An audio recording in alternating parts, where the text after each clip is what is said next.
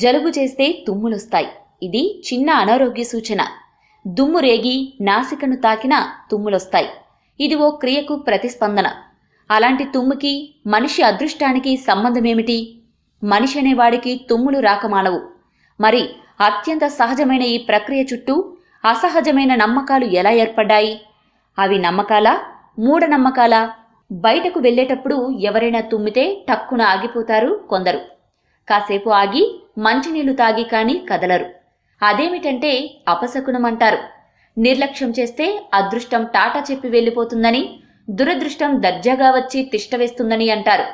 కొందరైతే ప్రాణాపాయం ఏర్పడుతుందని కూడా భయపడుతుంటారు. ఓ చిన్న తుమ్ముకి ఇన్ని జరుగుతాయా అంటే సమాధానం చెప్పరు.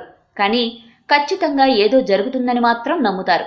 ఆ నమ్మకంలో నిజమెంత? హిందూ మతస్థుల్లో బయటకు వెళ్లేటప్పుడు తుమ్మడం మంచిది కాదు అనే నమ్మకం బలంగా ఉంది. అనారోగ్యం వల్ల వచ్చే తుమ్ములను ఎవరూ పట్టించుకోరు.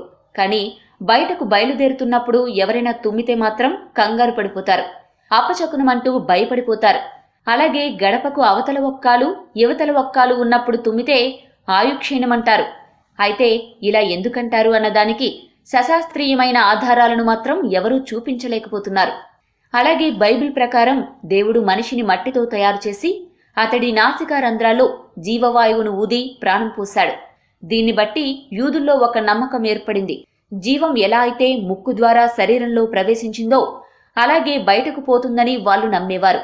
తుమ్మినప్పుడు వేగంగా బయటకు పోయే గాలితో పాటు శరీరంలోని జీవం బయటకు పోతుందని, అంటే ఆ వ్యక్తి చావుకు దగ్గరైనట్లేనని ఓ నమ్మకం వారిలో ప్రబలింది. ఈ నమ్మకం నుంచే ఎవరైనా తుమ్మినప్పుడు గీసుంతై తనడం మొదలైంది. అంటే మంచి ఆరోగ్యం కలుగునుగాక అని అర్థం. మనవాళ్లు కూడా చిరంజీవ అంటారు కదా, అలా అన్నమాట. తుమ్మినప్పుడు మన గుండె ఆ క్షణం తాత్కాలికంగా కొట్టుకోవడం ఆగుతుంది.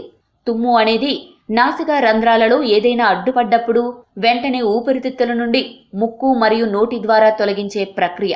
హఠాత్తుగా కాంతివంతమైన వెలుగుకు గురైనప్పుడు, ప్రత్యేకంగా కడుపు నిండుగా ఉన్నప్పుడు లేదా సూక్ష్మక్రిమి సంక్రమణం జరిగినప్పుడు తుమ్మటం జరుగుతుంది.